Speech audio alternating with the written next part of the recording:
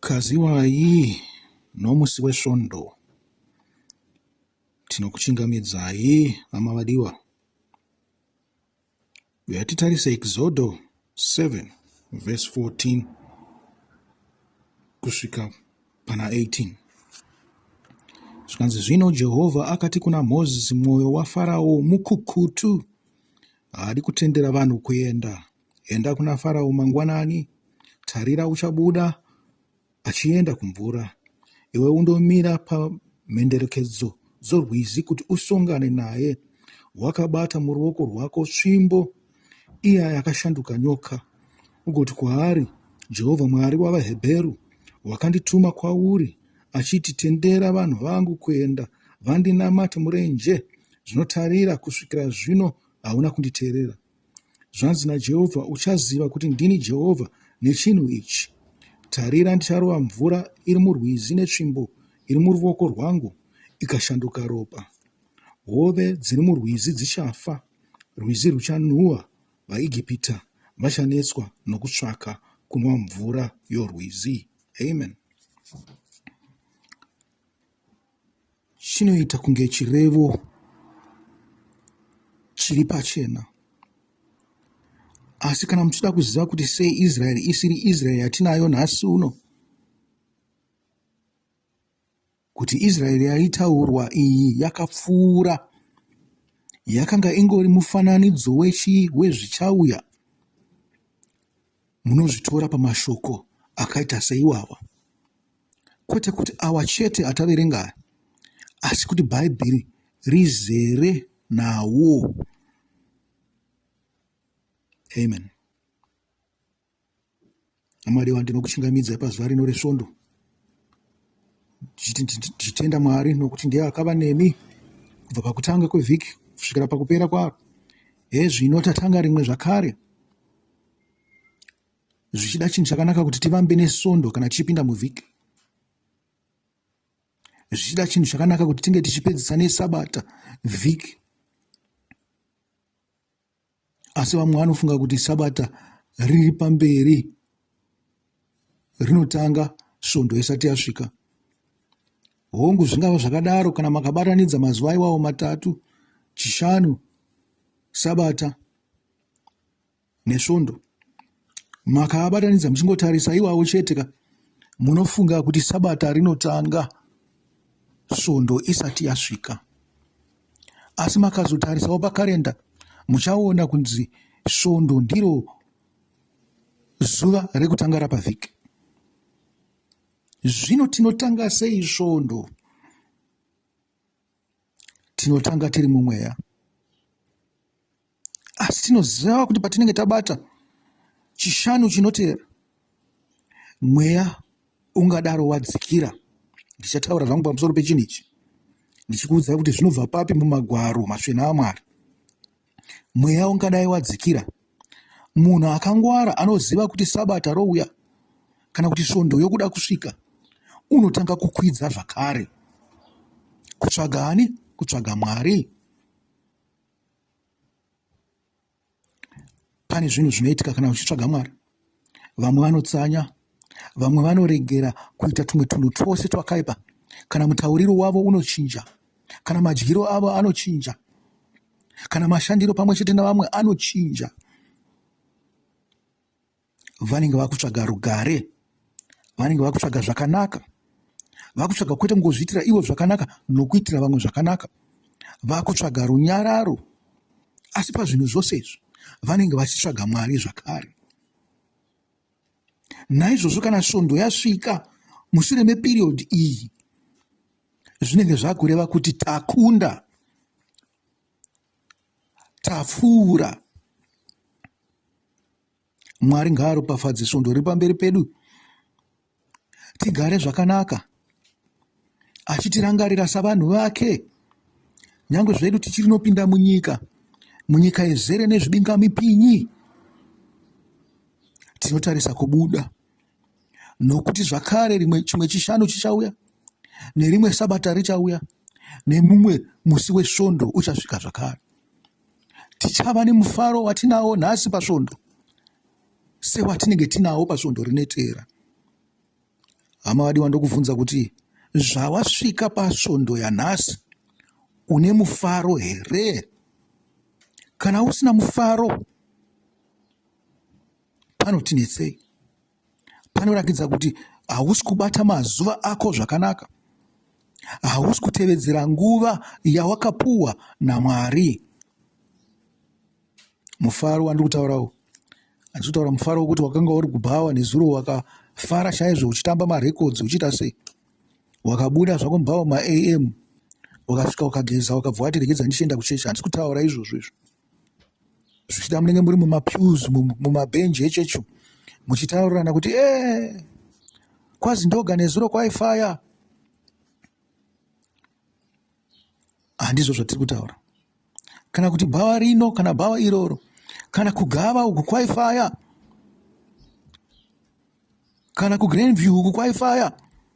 Handizvo zvatiri kutaura izvozvo. Tiri kutaura mufaro muna Mwari wokukunda. Ndosaka vamwe vanhu vachitsanya, nokuti pakutsanya pane kukunda, pane budiriro. Dambudziko rokutanga risati rasvika, zvikanzi parinozosvika mvura ichashandurwa kuita ropa. Amen. Zvinobuda sei? Inzwai mashoko aya anotaurwa naIshe wedu Jesu Kristu pamusoro pekuuraya. Takaenda kuna Mateo 5 verse 21 kusvikira pana 26. Munonzwa zvichinzi, makanzwa zvakataurwa kune vanhu vekare zvichinzi, usauraya, uye ani naani anouraya achatongwa. Asi ini ndinokuudzai kuti ani naani anotsamwira hama yake achatongwa. Amen. Naizvozvo namanzwa aya anobva pana verse 21 na 22 tinoti kutongwa kwakasimbiswa. Jesu haana kuuya kuzonyevenutsa kutonga, akasimbisa kutongwa. Jesu haana kuuya kuzonyevenutsa murayiro, akauya kuzousimbisa. Muri kuzvinzwa? Tichienderera pamberi paverse 22 zvikanzi, uyezve ani naani anoti raka kuhama yake achamiswa pamberi pedare ravatongi. Asizve ani naani anoti kuhama yake, iwe benzi, achapara mhosva yokuti atongerwe moto weGehena. Amen. Asisi tinodedzana kuti anasaska, uri benzi iwewe, kana kuti pfutseke, uri imbwa iwewe. Handizvo zvatinoita mazuva ose here? Tinotukana mazuva ose. Vekare vaitukana, zvichinzi wapara mhosva watuka munhu. Nyange munyika yatinayo wakatuka munhu uchiti uri benzi, anokwanisa kukuendesa kukoti wotomuripa. Muri kuzvinzwa? Asi Jesu ari kuuya achiti muchatongerwa moto weGehena. Muri kunzwa zviri kutaurwa? Kusimbiswa kwemurawo, kukosheswa kwemhosva yawapara.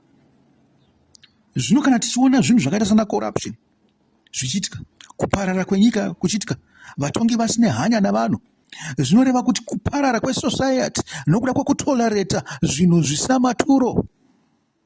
Kana isu tichiti nyika yedu is a Christian state, sei tisingakoshese tumhosva tudiki utu? Tinofanirwa kunge tichienda nato kumatare, tuchitongwa, vanhu vachipuhwa mutongo, voziva zvokutaura, voziva mashoko akanaka ekutaura.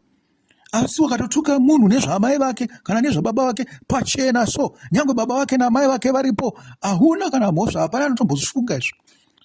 Vanotokuti bvai apa muende munoitira noise yenyu somewhere else, hapana vane basa nazvo. Muri kuzvinzwa? Nyange atukwa, nyange atuka, havana basa nazvo. Ndo kuparara kunoita society. And society inodzidza kuita izvi. Kana yadzidza kuita izvi, inoparara, mwoyo wayo unoparara. Nekuti zvakanga zvisingaitike, zvaitonyadza kuti wataura zvakati pamusoro pemumwe munhu. Chinzwai paverse 23 ndo pandiri kudapa. Naizvozvo kana wada kupa chipo chako paaritari, amen, ukayeuka pakarepo kuti wakatadzira hama yako, siya chipo chako ipapo pamberi pearitari, tanga waenda undoyanana nehama yako, wozouyawo pachipo chako. Amen.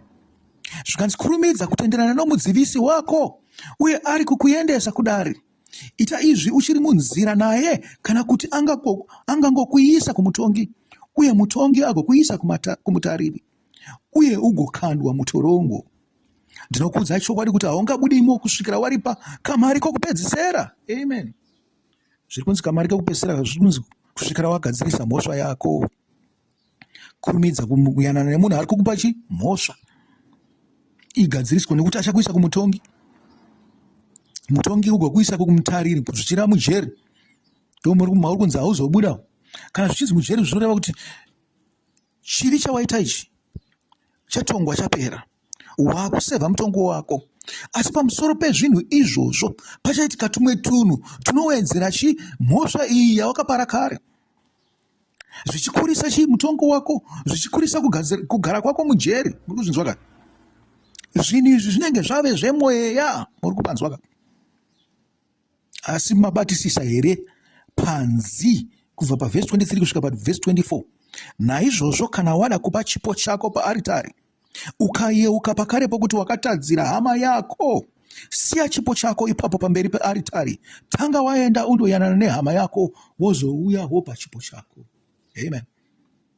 Tataura zvose izvo ndo patinodzokera pachidzidzo vhangeri iri paExodus 7 verse 14 to 18.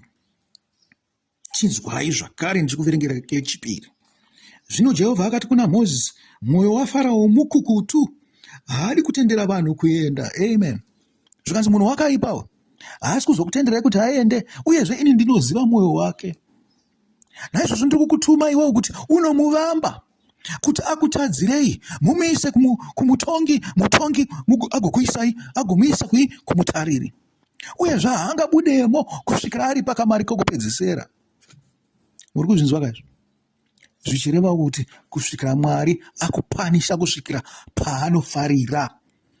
Makambonzwawo zvichinzi kuna Deuteronomy, Mwari haaregerere munhu ati iye ndiye ane nguva yokuita sei, yekukuranga. Anokuranga paanenge adira. Imi makaudzwawo nevakuru venyu kunzi chisi hachikure musi wacharimwa, kana kuti chisi hachiyere musi wacharimwa. Zvireva kuti wakakanda mhodzi muvhu, wakaona yakura, dzatova mhodzi dzana Jake and the Beanstalk. Nyangwe ana Jake vakakandira muvhu vakazoona yakura mangwana. Naizvozvo kukura hakuitike chiripo ripocho. Amen. Chinzwai trap, mazwa trap zvino pairi. Uya nemwoyo mukukutu, enda kuna Faro mangwanani, enda unomuvamba. Uti tarira, hanzi verse 15, enda kuna Faro mangwanani, tarira achabuda achienda kumvura. Zviri kunzi chizvo? Zviri kunzi Faro munhu wekunamata. Sei Faro ari munhu wekunamata? Nokuti ndo yakanga iri imba yechingwa. VaIsraeri vakatozouya kuzotsvaga chingwa nezvokudya kuIgipita. Musaone kuita sei? After 400 years, Igipita yakanga yasanduka. Yakanga yava nevanhu vasingade Mwari. Nyangwe zvavo vaIgipita vakanga vane zvimwari zvavo zvakawanda, asi zvakanga zvava wese. Muri kuzvinzwa? Zvinhu zvatinotolereta zviya tichiti hazvina basa. Vana vedu vanotizviona tichizviita, zvopedzisira zvisina zvazvinoreva. Pataizviita takahwanda paipa, vanenge vakuzviita pachena. Ndosaka mukuona uroyi huchiwandisa, kuti vanhu vari kubiwa vakarara. Muzovaona vakuapia mumakereke, vachiiswa pamberi pamakereke paya. Uroyi huri kuitwa namafundisi namaprofita navanhu vemukereke iyoyo vanenge vakabatana kuti vaite chinhu ichi. Imi pamunonzwa kunzi muroyi waabata, chimubvunzai kuti abatwa sei, uyezve muroyi wacho akaita sei, nekuti pane ivavo varipo hapangashayikwe muroyi wazvokwadi. Muri kuzvinzwa? Ndataura zvinoitika kunyika, ndataura zvinoitika kudivi raSatani, ndozvandabva kutaura izvozvo. Asi ndataurawo zvinoitika kudivi raMwari, kuti vanhu ava vanoita zvakaipa vakatora tsika yaMwari vakaisandura vakaishatisa. Muchazozvifunga moga, handisi kuda kupedza nguva ndichitaura zvakawanda. Zvikanzi enda undomira pamhenderekedzo dzerwizi. Faro arida kupinda mumvura mumweya. Muri kuzvinzwa? Faro ari kuda kupinda mumweya. Zvikanzi iwe umukanganise asapinda mumweyawo. Mumise. Taudzakira futi pana Mateo 5. Zvikanzi naizvozvo kana wada kupa chipo chako paaritari, ukauya ukapakera pekuti wakatadzira hama yako, siya chipo chako ipapo pamberi paaritari. Tanga waenda undoyanana nehama yako, wozouya wopa chipo chako. Mozisi ndiye akatadzirwa, ndiye ana vana vaIsraeri. Oenda pamberi paFarao oti uya tiyanane, tiinzane, usati waenda paaritari apo, usati wapinda mumvurawo, usati wapinda mumweyawo, nekuti nyangwe wakapindamo Mwari haasi kuzokutendera, nekuti une mhaka, chipo chako hachigamuchirwe. Ungadai uchiverenga magwaro sei, ungadai uchinamata sei, asi hazvigamuchirwe kuna Mwari, nokuti hausati wagadzirisana newawakatadzira. Muri kuvanzwa? Zvikanzi wakabata muruoko rwako svimbo iya yakashanduka kuita sei? Kuita nyoka. Mwari akanga asina chimwe chinhu chaikwanisa kusandura here? Kuita nyoka. Akanga asingakwanisi kuita kana kuti kwakadai kungoitawo kamukanu kangonaka uso kaduku duku. Even akaita zvake kana ka small worm panze pekuti aite nyoka. Zvikanzi nyoka yakanga yakanaka kudhara, yakatozokuipa apa pana naEvha apa, nekuti pane mumwe wakatora mufananidzo wayo akaenda kunani? Kuna naEvha, Adamu naEvha, achishandisa mufananidzo wenyoka yaidikanwa chaizvo, yakanga yakanaka. Wakaskononyengera Adamu naEvha. Zvikanzi Adamu naEvha kubva musi iwoyo vakaburana nenyoka. Muri kuzvizwa? Naizvozvo nyoka iri kutaurwa apa netsvimbo iri kutaurwa apa zvinonzi ungwaru. Ungwaru hwezivo yekuti Mwari anoda zvinhu izvi kune munhu wose anenge akutadzira. Zvikanzi approach them vasati vaenda kana kukereke. Vachibuda kuenda kukereke, enda unosangana navo panzira, vaudze kuti makandikandinganisira pakati, kwamuri kuenda mungaenda zvenyu, asi yatigadzirisana, ndisazove inini wamakanganisa, anokukanganisai kuti muve pamberi paMwari. Muri kuzvinzwa kazvo? Zvikanzi pavhesi 16 enda unoti kwaari, Jehovha Mwari wavaHebheru wakandituma kwauri, amen, achiti tendera vanhu vangu kuenda vandinamata murenje, zvinotarira kusvikira zvino hawana kunditeerera, amen. Mashoko aya auya sei? Nokuti zvinonzi vaIsraeri vaichema pamusoro pekutambudzwa kwavo nebasa raivaremera nokumanikidzwa, sezvo vakanga vari varanda, dzakanga dziri nhapwa. Muri kuzvinzwa? Vaibatwa chibharo, basa riya vakanga vasingaite vachibhadharwa, vane muripo, kana kuti vachida vakanga vakatsikwa. Hazvina basa kuti vagona kuita basa sei, vaingorobwa zvakadaro. Hazvina basa kuti vagona kuita basa sei, vaingourawa, vaingozvidzwa, vaingonyadzwa sezvinhu zvisina maturo, ivo vari vanhuwo. Ndo zvatinoitirana mazuva ose, tichipara mhosva yakangofanana neyaFarao. Hadzina kutombosiyana mhosva dzedu dzekuti rakai, dzekuti uri benzi, stupid, uri chii, muchitukana zvimwe zvinhu zvakangosiyana siyana. Hazvina kumbosiyana nemhosva yaFarao. Zvino mucharipa nei hama dzaudiwa? Nekuti Jehovha anotaura pavhesi 17 achiti, zvanzi naJehovha, uchaziva kuti ndini Jehovha nechinhu ichi. Tarira, ndicharova mvura iri murwizi netsvimbo iri muruoko rwangu ikashanduka ropa. Hove dzose dzinomwa murwizi, vakashandisa rwizi here kana kuti vakati gungwa, vakati murwizi dzichafa, rwizi ruchanhuhwa, amen. Muri kunzwa kani? Hatisi kuda kubata zvehove izvi, tozozvibata mumwe musi. Hove dzanhuhwa idzi kana kuti rwizi rwanhuhwa nehove dzakafa. Muri kuzvinzwa?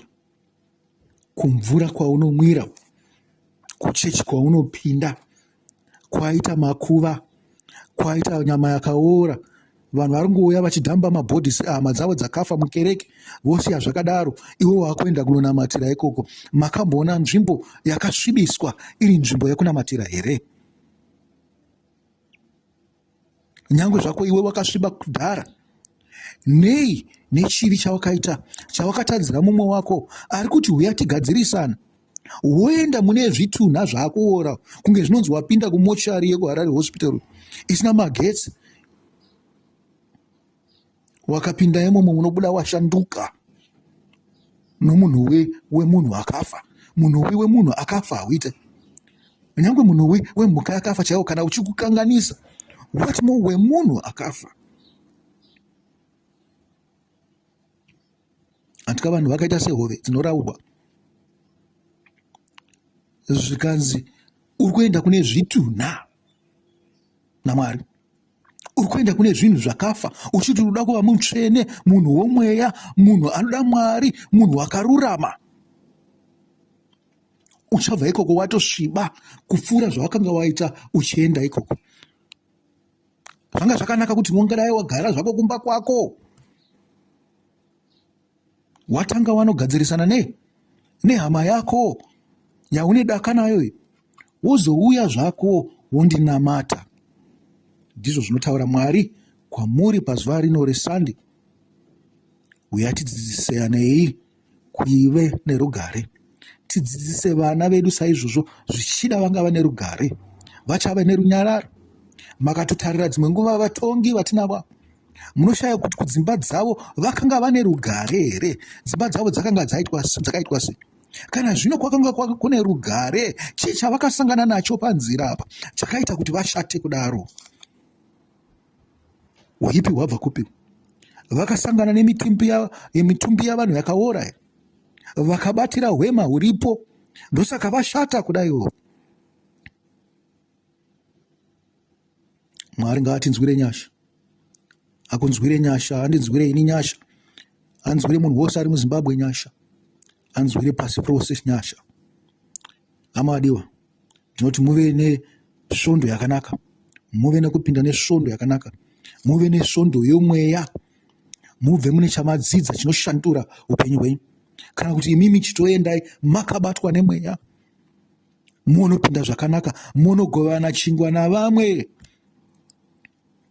ndo kudya muviri waIshe wedu Jesu Kristu, mugobudamo muri vatsvene. Naiwawo mashoko ndinoti chisarai, tosangana pasvondo inotevera. Bye bye.